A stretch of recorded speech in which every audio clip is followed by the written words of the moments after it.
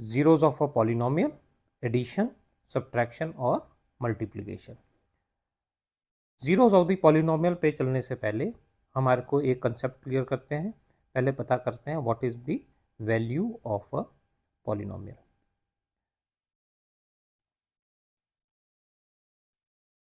Value of a polynomial वो होती है कि सपोज हमारे पास एक पॉलिनोमियल है p x is equal to 4x to the power 3 plus 6x minus 8। अगर हमारे को वेरिएबल जो कि है हमारा x, हमारे को इस वेरिएबल की x हमने बोला है x में कोई भी वैल्यू ले सकता है, ये कांस्टेंट नहीं, ये वेरिएबल है, इसमें कोई भी वैल्यू आ सकते हैं। तो अगर हमारे को कोई बोले कि find the value at p x at x is equal to 1, ये अगर कोई बोले तो हमारे को इसकी वैल्यू निकालनी पड़ेगी। हमें क्या करना है, हमें सिर्फ x को 1 से रिप्लेस करना है। तो ये हो जाएगा p1 इज इक्वल टू 4 और x को 1 से रिप्लेस कर दिया 1 to the power 3 plus 6, x को रिप्लेस कर दिया 1 माइनस 8। तो 4 1 to the power 3 is 1 multiplied by 1 plus 6 1 to the power 1 is 1 multiplied by 1 minus 8 is equal to 4 plus 6 minus 8, जो कि हो गया 10 minus 8 is equal to 2। So value of p x at x is equal to 1 is equal to 2। ये इसका answer हुआ। अभी कोई बोले कि सर आप ये x को 1 की जगह value at x is equal to 2 करो, तो हमने कुछ नहीं करना, हमने value at x is equal to 2 करना है। p2 is equal to 4 2 to the power 3 plus 6 into 2 minus 8 is equal to 4 2 to the power 3 is 2 into 2 into 2 plus 6 into 2 minus 8, ये हो जाएगा 4 2 टू ज़ा 4 टू ज़ा 8 प्लस 12 माइनस 8, ये हो जाएगा 32 plus 12 minus 8 is equal to 36। इसकी ये वैल्यू आ जाएगी। तो कभी भी वैल्यू निकालनी है at x is equal to 1 2 3 5, जो भी नंबर कोई आपको दे, आराम से उस पॉलिनोमियल की हम वैल्यू निकाल सकते हैं। अब जीरो ऑफ अ पॉलिनोमियल इसी का एक एक्सटेंशन है, जीरोज ऑफ अ पॉलिनोमियल, ये सिर्फ इस कंसेप्ट का एक्सटेंशन है। जीरोज ऑफ अ पॉलिनोमियल के लिए एक एग्जांपल लेते हैं। सपोज एक पॉलिनोमियल है p x is equal to 4x square minus 8। जब ये पॉलिनोमियल है तो, या इसको बाद में करते हैं, एक इससे पहले दूसरा पॉलिनोमियल का एग्जांपल लेते हैं। P x is equal to 4x minus 8। अगर ये एग्जांपल है तो हम इसको देखते हैं कि इसको पॉलिनोमियल के जीरो क्या होगा। Zeros of a polynomial is nothing but value of p x should be 0। अगर पी एक्स 0 होना चाहिए तो व्हाट इज एक्स, एक्स क्या है, अगर हमारे को पूरे पी एक्स को 0 करना है तो इसका सिंपल है 4x माइनस 8, इसको हमारे को इक्वेट करना है 0 से, क्योंकि हम चाहते हैं कि पी एक्स 0 हो जाए। इसका मतलब ये हुआ 4x इज इक्वल टू, इधर इसको यहाँ पे ट्रांसफर करेंगे 8 और x is equal to 8 divided by 4, जो कि हो गया 2। तो इस पॉलिनोमियल पी एक्स का जो 0 है उसका है आंसर 2। तो एक हमने चीज नोटिस करनी है कि जो भी लीनियर पॉलिनोमियल है, लीनियर पॉलिनोमियल कौन से हैं, लीनियर पॉलिनोमियल्स होते हैं जो कि डिग्री 1 वाले पॉलिनोमियल होते हैं। लीनियर पॉलिनोमियल के ओनली 1 0 इज देयर, एक ही 0 हो सकता है।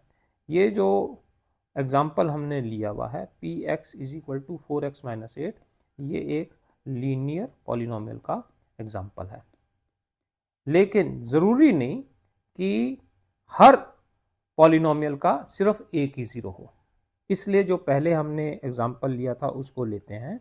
P x is equal to 4x square minus 16, इसके जीरोस हमारे को निकालने हैं। तो इसका मतलब है 4x² माइनस 16 को हमें इक्वेट करना पड़ेगा 0 से, जिसका मतलब अगर हम करें तो 4x² इज इक्वल टू 16 और x² is equal to 16 divided by 4, जिसको आते हैं 4। तो x की वैल्यू क्या होगी? इसकी वैल्यू होगी 2 भी हो सकती है +2 या हो सकती है -2। सॉरी, x की वैल्यू हो सकती है +2 और -2, क्योंकि x की दो वैल्यूज हैं, ये एक वैल्यू है, एक ये दो वैल्यू है, इसलिए इस पॉलिनोमियल के देयर आर 2 जीरोस, दो जीरोस हैं, एक +2 है, एक -2 है। दैट मीन्स हमने 3-4 इंपॉर्टेंट चीज़ें अभी ऑब्जर्व की हैं जीरोस ऑफ पॉलिनोमियल के बारे में। सबसे पहली इंपॉर्टेंट चीज़ जो हमने ऑब्जर्व की है that zero need not be a zero of a polynomial, यानी कि जरूरी नहीं है कि x की वैल्यू 0 हो तभी वो px 0 हो। Second thing, 0 can be a zero of a polynomial. कैसे? अगर एक पॉलिनोमियल है px is equal to 45x, अगर px is equal to 4x है, तो अगर हम x को 0 करते हैं तो ये हमारी वैल्यू 0 हो जाती है। तो 0 can also be a zero for polynomial. Third चीज हमने जो नोटिस की है, लीनियर पॉलिनोमियल जो हैं, जो कि सिर्फ 1 डिग्री के होते हैं, सिर्फ 1 डिग्री होती है इन पॉलिनोमियल्स में, इनके पास ओनली वन, एक ही जीरो उस पॉलिनोमियल का निकलेगा, उसके अलावा 2 जीरो नहीं निकल सकते। इनके सिर्फ ओनली 1 जीरो इज अवेलेबल। और एक पॉलिनोमियल के जो कि लीनियर नहीं हो, तो पॉलिनोमियल जो कि क्वाड्रेटिक भी होते हैं और अदर भी पॉलिनोमियल्स भी हो सकते हैं, क्यूबिकल भी, तो polynomials can have more than 1 zero. तो ये कंसेप्ट था जीरोस ऑफ अ पॉलिनोमियल का, जो कि अभी हमने इसको स्टडी किया है। तो होपफुली ये आपको कंसेप्ट क्लियर हो गया। नेक्स्ट चीज हम करते हैं addition of a polynomial.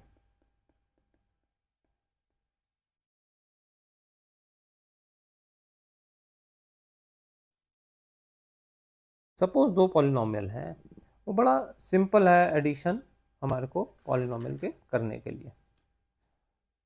Suppose एक पॉलिनोमियल है px, जिसको हम बोलते हैं 4 of x square plus 6 of x minus 7। एक दूसरा पॉलिनोमियल है qx, जिसको हम कहते हैं कि सर ये है 2 of x square plus 5x plus 3। तो आंसर आता है एड px, क्वेश्चन आया px प्लस qx की वैल्यू निकालो। px और qx की वैल्यू निकालने के लिए सिंपल चीज जो हमने करनी है, जो टर्म्स हैं जिनके वेरिएबल्स की पावर सेम है, वेरिएबल की power x to the power 2 है, variable to power x to the power 2 है, तो ये सिमिलर टर्म्स होगी। Similarly x to the power 1 है, x टू द पावर 1 है, ये सिमिलर टर्म्स होगी। इसमें x टू द पावर 0 है, इसमें x टू द पावर 0 है, ये सिमिलर टर्म्स होगी। Similar terms, basically similar terms with same powers of variable, उनका हम एडिशन और सब्ट्रैक्शन करते हैं, बाकियों का नहीं करते। तो अगर सिमिलर टर्म्स का एडिशन और सब्ट्रैक्शन करना है तो ये सिंपल है, इसका आंसर होगा, ये सिमिलर टर्म्स हम इधर लिख देते हैं, ये सिमिलर टर्म को इधर लिख देते हैं, x to the power 2, 4 plus 2 is 6। ये सिमिलर टर्म इधर लिख देते हैं x, 6 प्लस 5 इज 11। इसका सिमिलर टर्म कुछ नहीं है, -7 प्लस 3 इज -4। तो px plus qx is 6x² plus 11x minus 4, ये इसका आंसर है। अगर कोई बोले कि px माइनस qx क्या होना चाहिए, तब भी सेम प्रोसीजर है कि हम सिमिलर टर्म्स जो हैं उन्हीं की ही सब्ट्रैक्शन करते हैं। सिमिलर टर्म्स की सब्ट्रैक्शन करते हैं तो यहाँ के सारे साइंस प्लस से माइनस हो जाएंगे, माइनस से प्लस हो जाएंगे। तो ये 4 minus 2 is equal to 2x², 6 minus 5 plus 1x minus 7 minus 3 minus 10। तो px minus qx 2x² plus x minus 10, ये इसका आंसर है। ये हमने सब्ट्रैक्शन ऑफ अ पॉलिनोमियल कर दी। तो एडिशन और जो सब्ट्रैक्शन है इसमें कोई ज़्यादा डिफरेंस नहीं है। सिमिलर हमको देखना है कि कोई टर्म्स जिनके पावर्स ऑफ वेरिएबल सेम हो, सिर्फ उन्हीं टर्म्स को प्लस करना है या उन टर्म्स को माइनस करना है, बाकी वैसे की वैसे टर्म्स लिख देनी है। सपोज एक आपके पास एग्जांपल आया, px is equal to 4x² plus 6x minus 5, और एक है qx is equal to 6x3 plus 5x plus 3। तो बोला कि find out px plus qx, तो इसको हमने कैसे सॉल्व करना है। तो सबसे पहले हमें पता है x टू दी पावर 3 और कोई है ही नहीं, तो इसको simple 6x to the power 3 लिख देना है। फिर हमने देखा है कि x टू दी पावर 2 दोनों टर्म्स में कोई है नहीं, तो उसको भी सिंपल ऊपर से उठा करके सेम की सेम लिख देना है। अब हमारे को पता है कि दो में x कॉमन है, 6x और प्लस 5x, तो इसको x लिख देना है, और 6 प्लस 5 हो गया हमारा 11, और माइनस 5 प्लस 3 ये हो गया हमारा माइनस 2। तो px प्लस qx इसमें ये हमारा हो गया 6x³ plus 4x² plus 11x minus 2, ये इसका आंसर हो गया। तो अगर टर्म्स जो कि दोनों पॉलिनोमियल्स में टर्म्स की पावर ऑफ वेरिएबल सेम नहीं है तो भी कोई दिक्कत नहीं, जो एग्जिस्टिंग पावर है या एग्जिस्टिंग टर्म है उन दोनों को लिखना है, और आगे हमने उसकी एडिशन या सब्ट्रैक्शन कर देनी है। सिर्फ उन्हीं टर्म्स की एडिशन और सब्ट्रैक्शन होगी जिनकी वेरिएबल्स की पावर सेम होगी। मल्टीप्लिकेशन थोड़ी सी डिफरेंट है।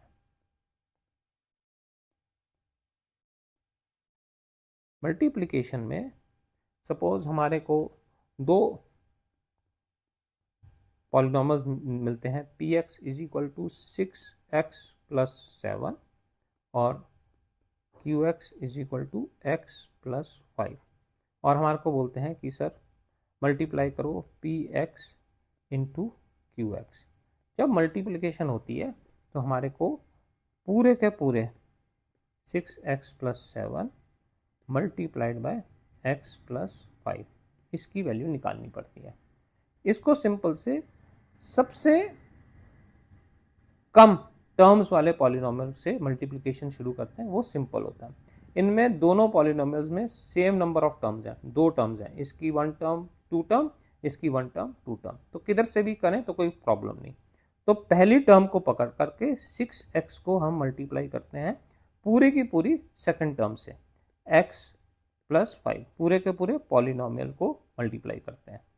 फिर हम इसकी जो सेकंड टर्म है उसको उठाते हैं प्लस 7, उसको भी मल्टीप्लाई करते हैं पूरे के पूरे पॉलिनोमियल से x प्लस 5, और अब इसको खोल देते हैं 6x इंटू एक्स, तो x इंटू एक्स हो गया x टू दी पावर 2, और ये हो गया 6 प्लस 6 इंटू 5 इज 30, और यहाँ पे पावर x की 1 है तो x टू दी पावर 1 होगी। ये हमने इस पूरे को खोल दिया है। अब इसको खोलने के लिए 7 into x is plus 7x plus 7 into plus 5 is plus 35, तो ये हमारी पूरी टर्म्स हो गई। अभी हमने देखा है कि x वाली जो टर्म है पावर 1 वाली, there are 2 terms with x to the power 1, इनको हम कंबाइन कर सकते हैं, इनको हम ऐड कर सकते हैं। जैसे कि मैंने बताया है कि कोई भी टर्म जिसमें वेरिएबल की पावर सेम है, इसकी वेरिएबल की पावर सेम है और इसकी वेरिएबल की पावर सेम है, ये वाली टर्म्स हमारी एडिशन कर सकते हैं। तो हम इनको ऐड करेंगे 6x² plus in bracket 30 + 7 x + 35। तो आंसर हो जाएगा 6x² + 37x + 35। ये हमारी px और qx की मल्टीप्लिकेशन का आंसर है। सॉल्व करते हैं। Question number 1, find the zeros of px = x² - 9। तो क्योंकि हमारे को px का ज़ीरो पता करना है तो सबसे पहले हम इक्वेशन लिखते हैं x² - 9 और px हमें पता है px = 0। हमारे को पता लगानी है कि x की कौन सी वैल्यू है जिससे हमारा कंप्लीट जो पॉलिनोमियल है वो 0 बन जाता है। इसी को आगे हम करते हैं x² = 9। ये -9 लेफ्ट हैंड साइड से राइट हैंड साइड चलेगा तो x की वैल्यू होनी चाहिए +3 या -3। तो इसलिए हम देखते हैं कि ये जो पॉलिनोमियल है एक क्वाड्रेटिक पॉलिनोमियल है, क्योंकि ये डिग्री इसमें नंबर 2 है डिग्री, और एक क्वाड्रेटिक पॉलिनोमियल और इसके रूट्स 2 रूट्स हैं। पहला रूट है +3, दूसरा -3, या रूट्स का मतलब इसके 2 जीरोज हैं। तो this polynomial has got 2 zeros। Next question है, check whether 2 is a zero of say px = 4x² - 60। अगर ये पॉलिनोमियल दिया जाए, हमारे को बोलना है कि इफ p2 की वैल्यू 0 होती है तभी ये इस पॉलिनोमियल का 0 होगा। p2 की वैल्यू हो जाएगी 4 2 का square - 60 which is equal to 4 × 4 - 16, और 16 - 16 is equal to 0. So this is a correct. Yes, 2 is a zero of this above polynomial. Next question आता है, add two polynomials px and qx। सबसे पहले हम ऊपर वाले पॉलिनोमियल को लिख देते हैं 3x² + 2x + 5, और नीचे वाले पॉलिनोमियल को जिस टर्म की वेरिएबल की पावर सेम है उसके नीचे उस टर्म को लिख देते हैं। जैसे x² को 3x² के नीचे, प्लस 4x को 2x के नीचे, -3 को +5 के नीचे। अब इसमें सिंपल मैथमेटिक्स एडिशन करेंगे। x² common, 3 + 1 4, x common, 4 + 2 6, +5 - 3 is +2। तो इसका आंसर हो जाएगा 4x + 6x + 2। इस क्वेश्चन का आंसर है। नेक्स्ट हमारे को सब्ट्रैक्शन मांगी गई है px - qx। जैसे हमने एडिशन किया है, सबसे पहले हम px को ऊपर लिख देंगे 2x³ + x² -4x + 1। अब जिससे सब्ट्रैक्ट करना है उसको नीचे करते हैं पहले की तरह, x³ को 2x³ के नीचे लिखने। अब -3x है, क्योंकि x² की कोई पावर नहीं है qx में, तो -3x को -4x के नीचे लिख देंगे, +5 को +1 के नीचे लिख देंगे। और क्योंकि ये सब्ट्रैक्शन है, इसमें हमारे साइंस चेंज हो जाएंगे, प्लस की जगह माइनस हो जाएगा और माइनस की जगह प्लस हो जाएगा। तो ये माइनस हो जाएगा, ये प्लस हो जाएगा और ये माइनस हो जाएगा। 2x³ - x³, इसका आंसर हो गया +1x³। x² ऊपर से नीचे आ जाएगा, जैसे था वैसे का वैसे ही, क्योंकि इसकी कोई टर्म नहीं है qx में। -4x + 3x, तो -x बच जाएगा इसमें से, +1 - 5, और इसका हो जाएगा -4। तो इस क्वेश्चन का answer px - qx is x³ + x² - x - 4। Next question है, मल्टीप्लाई px × qx। तो जैसे कि पहले किया है, ब्रैकेट में लिख देंगे px को x - 4 × qx को x + 5। जैसे मैंने पिछली बार आपको बताया था कि जिस पॉलिनोमियल की नंबर ऑफ टर्म्स कम है उस पॉलिनोमियल से शुरू करें, क्योंकि यहाँ दोनों पॉलिनोमियल्स p और q दोनों पॉलिनोमियल्स की टर्म सेम है, किसी से भी हम इसकी मल्टीप्लिकेशन शुरू कर सकते हैं। तो लेफ्ट से शुरू करें। सबसे पहले एक टर्म को लेना है x, उसको दूसरे पॉलिनोमियल पूरे से मल्टीप्लाई करना है, x × x + 5। फिर दूसरा पॉलिनोमियल, दूसरी टर्म लेनी है पहले पॉलिनोमियल की -4, और इसको सेकंड कंप्लीट पॉलिनोमियल से मल्टीप्लाई करना है x + 5। अब इस ब्रैकेट को खोलेंगे, x into x is x⁻², x into 5 is +5x। Second bracket को खोलेंगे, -4 into x is -4x, -4 into +5 is -20। अब हमारे पास ये आंसर है, क्योंकि हम देखते हैं 5x और -4x, इसमें जो दोनों टर्म्स हैं इसमें x की जो पावर है वो सेम है, तो इनको हम कंबाइन कर देंगे।